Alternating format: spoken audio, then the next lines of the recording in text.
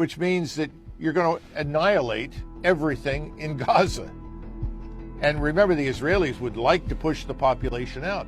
The problem is, when you push the population out, if you did into Egypt, you're going to run into trouble with the Egyptians. But even if you manage to get them there, you're only moving the problem that confronts you 20 miles, 30 miles away. In other words, killing people isn't going to solve the problem. The support for Israel is going to erode. And at the same time, the anger and hatred inside the region, which already dislikes Israel, is going to be phenomenal. So Israel is doing something that I think no one has ever accomplished, at least not in my lifetime, and that is uniting Sunni and Shia against itself. That's why I think we have an obligation to save Israel from itself. We have to think about Egypt. Egypt has been a good strategic partner for Israel. They've kept the peace there for decades. The Egyptians are now in a very difficult position. At least 100,000 Egyptian troops have been moved towards the border with Gaza, involving several divisions.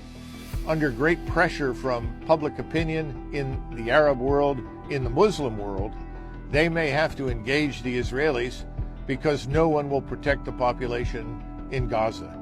That's a terrible, terrible possibility, one that we don't want, because if that happens to Egypt and Hezbollah attacks from the north, that will bring in everyone else. And we're suddenly confronting a war on a regional level that is going to harm us economically, physically in many ways, but could threaten the very existence of Israel, which I think is the root problem here. We don't want Israel's existence threatened. We want to save Israel. We want to keep it intact.